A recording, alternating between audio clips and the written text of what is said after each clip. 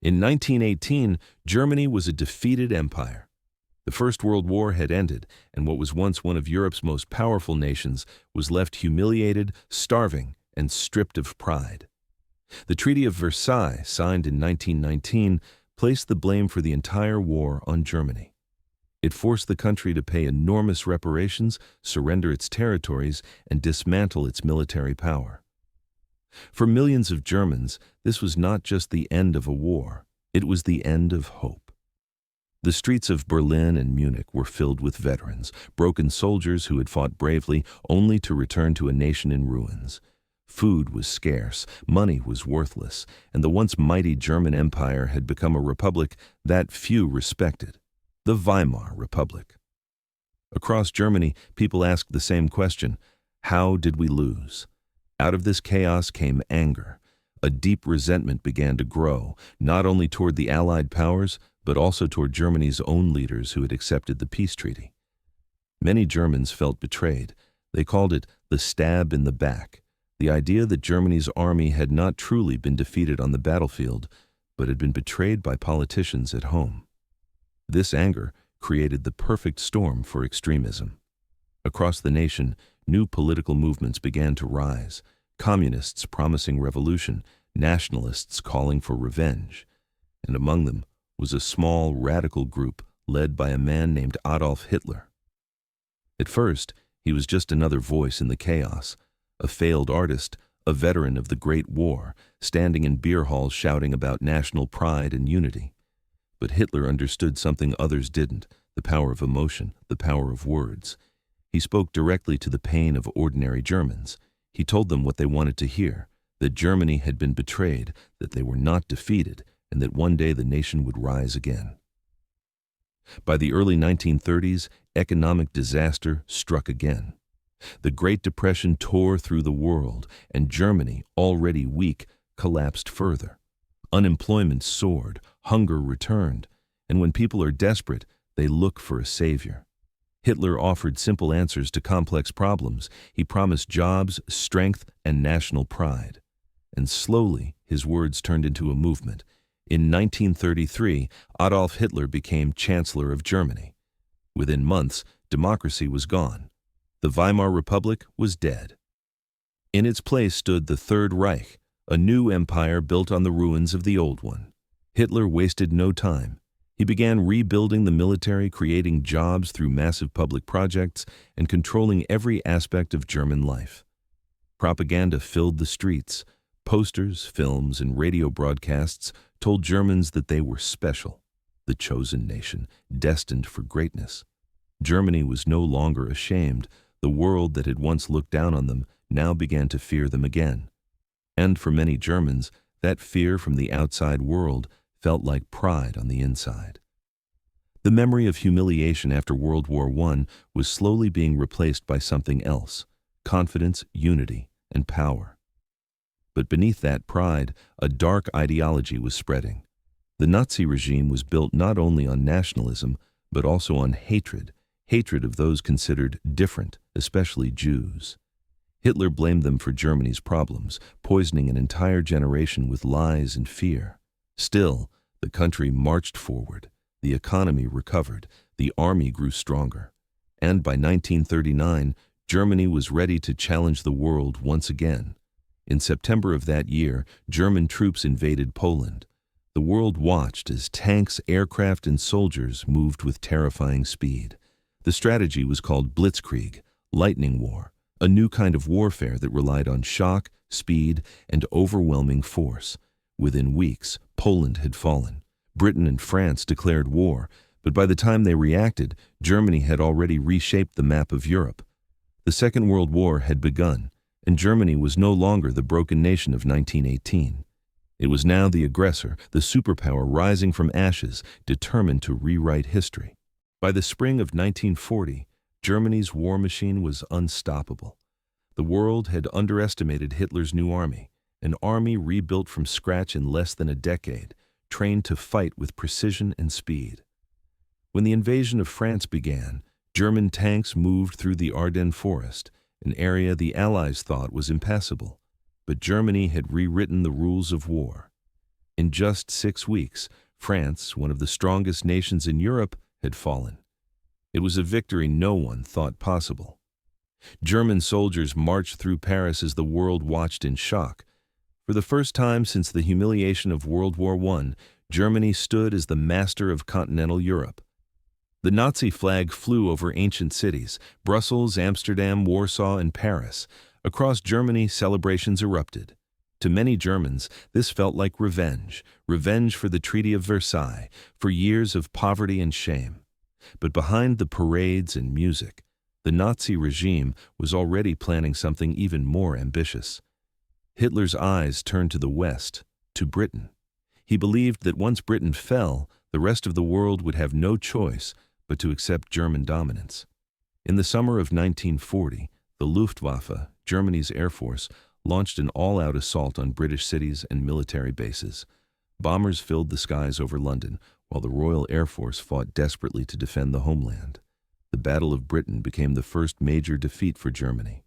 For the first time, the lightning-fast blitzkrieg had met resistance. The British refused to surrender.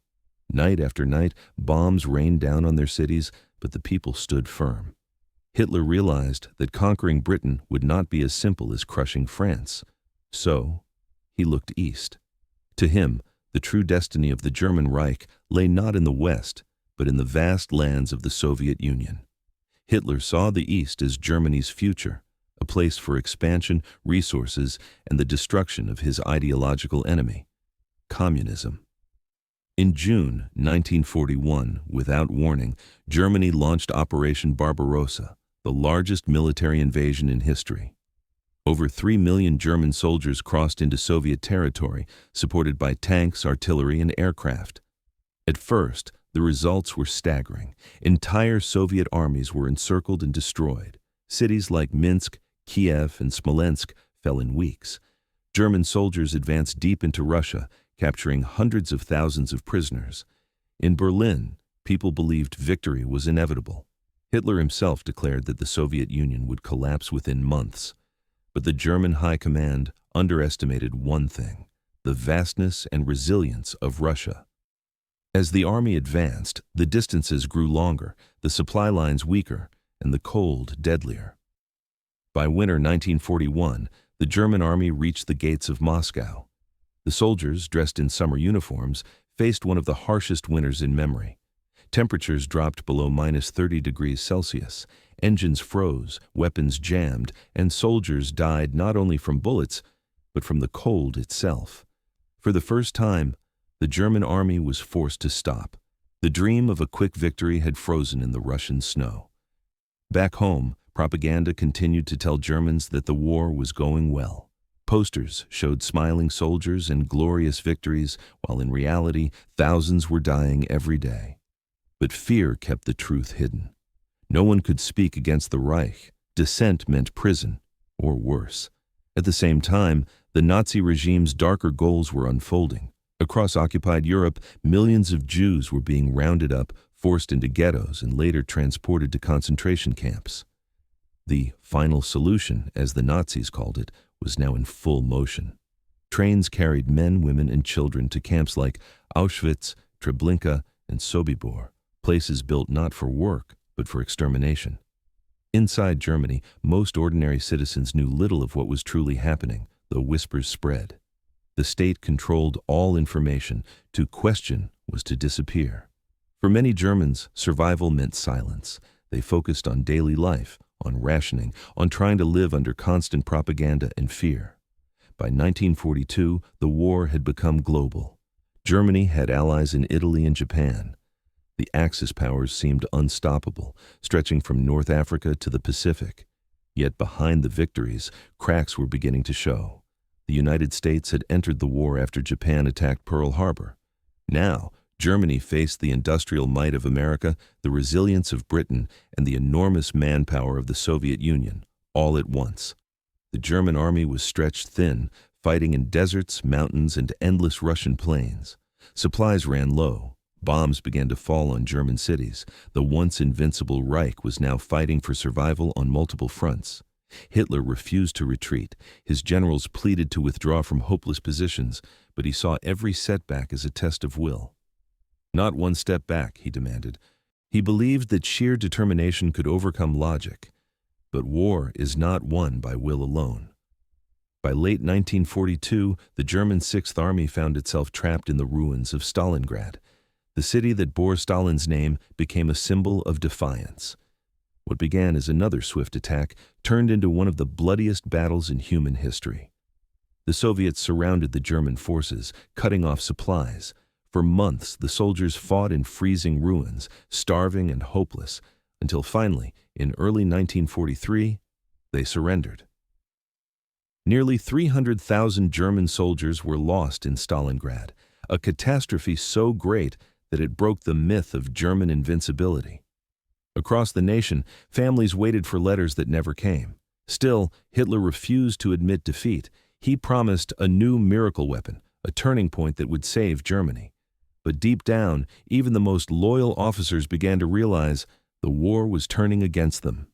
The year 1943 marked a slow and painful turning point for Germany. What once seemed like a march toward domination was becoming a struggle for survival. After the devastating loss at Stalingrad, confidence within the German army began to crumble.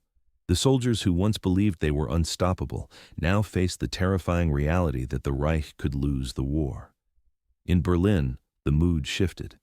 The air raids became more frequent. British and American bombers roared through the night skies, leaving behind a trail of destruction. Cities that once symbolized German progress, Hamburg, Cologne, Dresden, were now engulfed in flames. Entire neighborhoods were wiped out in hours. Families huddled in basements, praying for the bombs to stop. The propaganda still spoke of victory, but the people knew the truth. The war had come home. For the first time, ordinary Germans were experiencing what their army had once unleashed on others: fear, chaos, and loss. Yet even then, loyalty to the Führer remained strong among many. Hitler had convinced the nation that they were fighting for survival, for existence itself. To lose meant not just defeat, but annihilation. As 1943 turned into 1944, Germany was still fighting fiercely on multiple fronts. In the east, the Red Army was pushing westward, reclaiming territory at a terrible cost. In the west, Britain and America prepared for something massive, a return to the European continent. Hitler had long suspected that an invasion was coming, but he didn't know where or when. On June 6, 1944, the answer came: D-Day. Allied forces landed on the beaches of Normandy in northern France. Thousands of ships, planes, and soldiers poured into Europe in a single coordinated strike. The German defenders fought bravely, but they were overwhelmed by sheer numbers and firepower. For the first time, German soldiers were facing an enemy that had learned, adapted, and returned stronger. Within weeks, the Allies broke through the coastal defenses and began marching toward Paris. Resistance groups inside France rose up, aiding the advance. By August, Paris was liberated. The city that had once been the jewel of Germany's victories was lost again. The Western Front had collapsed. In the east, the situation was even worse. The Red Army had grown in strength and numbers. Soviet tanks rolled across Eastern Europe, pushing back the Wehrmacht with relentless force. Every town and city retaken came with revenge. The atrocities committed by the Nazis were being repaid tenfold. German soldiers, once conquerors, were now retreating, burned out, exhausted, and haunted by what they had seen and done. Inside Germany, fear and hopelessness spread. The once grand speeches of Hitler grew darker, angrier, more desperate. His closest advisors began to doubt his judgment. Some even plotted against him. On July 20, 1944, a group of German officers attempted to assassinate Hitler with a bomb inside his headquarters. The explosion injured him, but failed to kill him. The plotters were captured, tortured, and executed. Thousands more were arrested in the aftermath. The failed assassination attempt showed that not all Germans believed in the Führer anymore. But it also showed how deeply fear controlled the nation. Even when they knew the war was lost, few dared to speak against him. By late 1944, Germany was cornered. The Allies had liberated France and Belgium. Soviet forces had reached Poland. The skies above Germany were no longer safe. Every day, thousands of bombers dropped their deadly cargo on cities and factories. Fuel was running out, the railways were destroyed, and communication was breaking down. Yet the Nazi regime continued to promise victory, claiming new wonder weapons would change the war, the V-1 flying bomb and the V-2 rocket. These weapons terrified civilians in London and Antwerp, but they could not stop the inevitable. Still, there were moments of defiance. In December 1944, Hitler launched one last major offensive in the West, the Battle of the Bulge. It was meant to split the Allied armies and force a peace deal. At first, it worked. The Germans struck hard through the snowy forests of the Ardennes, catching the Allies off guard. But within weeks, the offensive stalled. The fuel ran out, the weather cleared, and Allied aircraft returned to the skies. By January 1945, the Germans were pushed back to where they started. Now the war was being fought on German soil. For the first time since Napoleon, foreign armies were invading Germany itself. The once proud cities were now ruins. The once powerful army was a shadow of its former self. Yet, even as defeat loomed, Hitler refused to surrender. He ordered every man, woman, and child to fight. The war had become madness. In early 1945, the Soviets launched their final assault from the east, while the Allies advanced from the west. Town after town fell. Refugees filled the roads, fleeing the front lines, desperate to escape both the advancing armies and the collapsing regime. Chaos reigned everywhere. In Berlin, Hitler retreated to his underground bunker. The city above him was being torn apart by artillery fire and street battles. The once mighty capital of the Reich was now a battlefield. The Red Army surrounded it completely, closing in day by day. Inside the bunker, Hitler refused to face reality. He moved imaginary armies on maps, giving orders to divisions that no longer existed. His generals knew it was over, but no one dared to tell him. The man who had promised Germany a 1,000-year empire now sat in a concrete tomb, surrounded by ruin. For the German people, the war had become unbearable. Cities lay in ashes, families were torn apart, and hunger consumed the nation. The promise of glory had turned into a nightmare. Yet, in that nightmare, there were still moments of humanity, soldiers helping civilians, neighbors sharing food, strangers comforting one another amid the destruction. In April 1945, the Soviet troops entered Berlin. Street by street, house by house, they fought their way through the ruins. The once powerful German army was reduced to teenagers and old men with rifles. The city that had been the heart of the Nazi Empire was now its grave. By April 1945, Germany was collapsing from within. The once mighty Third Reich was reduced to rubble, surrounded by enemies on all sides. From the east, the Red Army had reached the outskirts of Berlin. From the west, American and British troops were advancing through the shattered remains of what was once the German heartland. There was no escape, no miracle weapon left, only destruction. Berlin, the capital of Hitler's empire, had become a city of ghosts. Every street was filled with debris, every building scarred by bombs and shells. The air was thick with smoke and fear. Civilians, mostly women, children, and the elderly, hid in basements as artillery shells screamed overhead.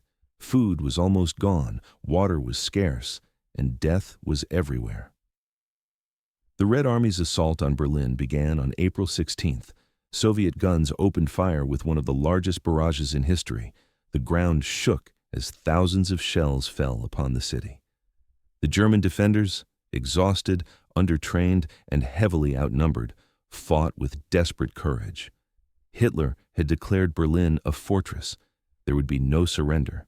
Every street, every bridge, every building was to be defended to the last bullet. But courage could not stop the inevitable. The Soviets advanced relentlessly, crushing resistance block by block. The sound of battle was constant: machine guns, explosions, the cries of the wounded. Berlin was being erased. Inside the Führer bunker, deep beneath the city, Adolf Hitler still refused to face reality.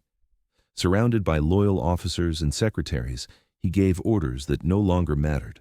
Armies that existed only on paper were commanded to move. Divisions that had been destroyed months ago were reorganized on maps.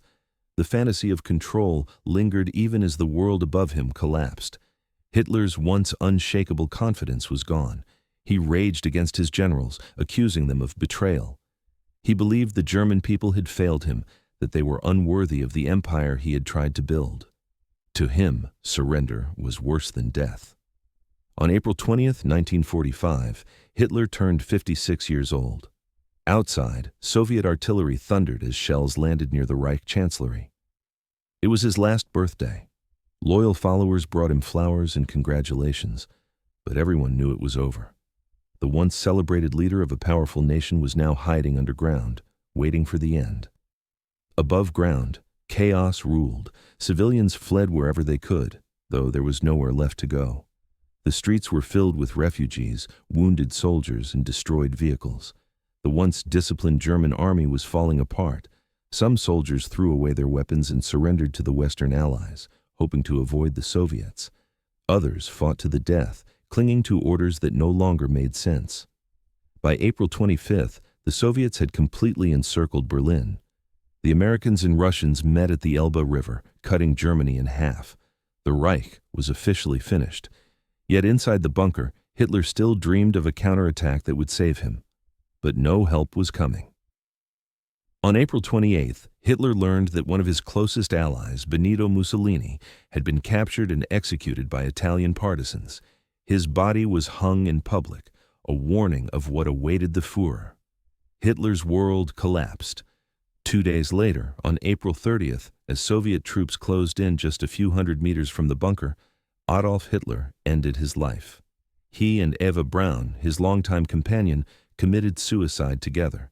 Their bodies were carried outside, doused in fuel, and burned. The man who had once promised Germany a 1,000-year empire was gone after just 12 years of rule. The symbol of terror, power, and destruction had fallen in silence beneath the ruins of Berlin. When word of Hitler's death reached the front lines, the reaction was mixed. Some refused to believe it.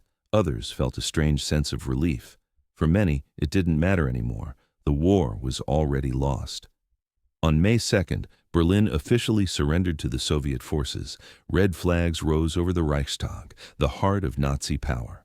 The city that had once represented domination now symbolized defeat. Across the rest of Germany, surrender followed quickly. Generals met Allied commanders to negotiate ceasefires. On May 7, 1945, in a schoolhouse in Reims, France, Germany signed its unconditional surrender. The next day, May 8th, was declared Victory in Europe Day. The war in Europe was finally over. For the German people, there was no celebration. The country lay in ruins. Millions were dead, cities destroyed, families shattered. Those who survived faced hunger, occupation, and guilt. The Nazi dream of greatness had ended in ashes. In the days that followed, Allied soldiers uncovered the full horror of the regime. Concentration camps were liberated. The truth of the Holocaust was revealed. Millions of innocent people murdered in cold blood. The world saw what had been done in the name of the Reich, and the shock was beyond words. Ordinary Germans, many of whom claimed ignorance, were forced to confront what their government had done. For years, propaganda had told them they were the victims. Now they faced the reality that their nation had committed unimaginable crimes. The Allies divided Germany into 4 zones, controlled by the United States, Britain, France, and the Soviet Union. Berlin, though deep inside Soviet territory, was also divided.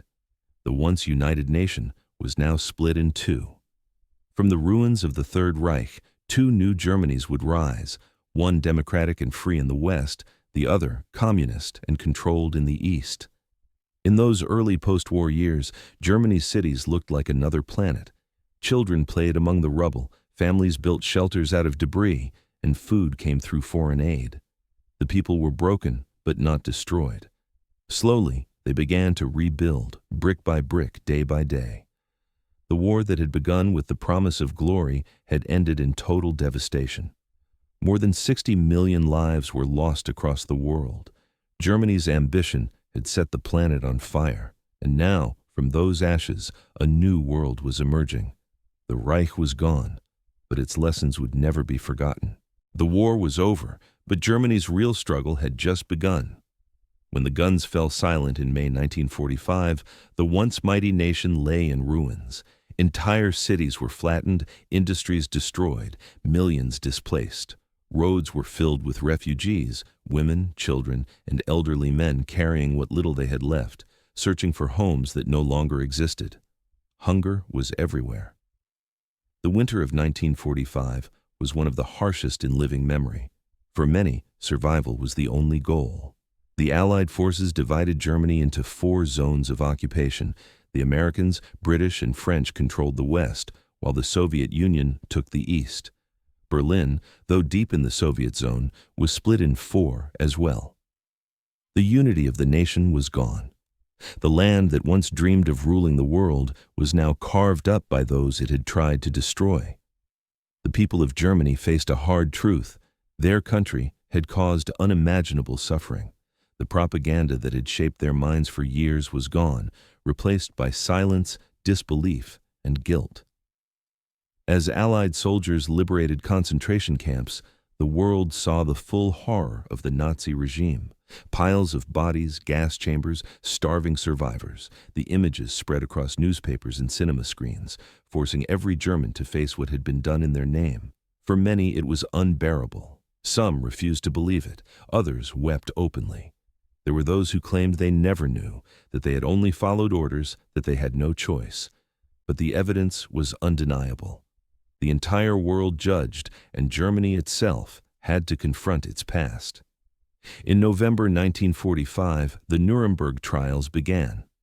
For the first time in history, leaders of a nation were put on trial for crimes against humanity. The courtroom in Nuremberg became the stage where the world demanded justice. The surviving top officials of the Nazi regime faced their accusers, generals, ministers, and architects of genocide. The evidence was overwhelming. Documents, films, witness testimonies, everything revealed a system built on terror and death. One by one, the defendants were found guilty. Some were sentenced to prison, others were executed. It was a reckoning that marked the end of the Nazi dream and the beginning of Germany's long road back to humanity. In the ruins of the nation, life slowly began again. The Allied occupation authorities launched programs to denazify society, removing Nazi influence from schools, government, and the press. German citizens were required to attend screenings showing the reality of the camps. The truth could no longer be denied. But rebuilding a nation was not only about removing the old, it was about finding a new identity. Factories were rebuilt, schools reopened, and a new political system began to form. In 1949, 2 Germanys were born: the Federal Republic of Germany, West Germany, and the German Democratic Republic, East Germany. In the West, democracy took root under Allied guidance. With the help of the Marshall Plan, the United States provided billions of dollars in aid to rebuild cities and industries. Slowly, the economy revived. Streets once filled with rubble were replaced with modern buildings, cars, and factories. By the 1950s, West Germany had become one of Europe's fastest-growing economies, a miracle few thought possible. In the East, however, life was different. The Soviet Union controlled the region tightly. Communist rule meant surveillance, censorship, and fear, not unlike the dictatorship that had just ended, though with different colors and slogans. The people of East Germany rebuilt their homes too, but their freedom was limited. The division between the 2 Germanys became the front line of a new global conflict, the Cold War. In 1961, the Berlin Wall was built, separating families, friends, and a nation once again. On one side stood democracy and prosperity, on the other, ideology and control. The wall became the symbol of Germany's tragedy, and later, its redemption. For decades, Germany lived with its past. The scars of war did not fade easily. Generations grew up learning about the crimes of the Nazis, about the dangers of blind obedience and hatred. Schools taught history not as pride, but as a warning. Memorials were built on the sites of camps and destroyed synagogues.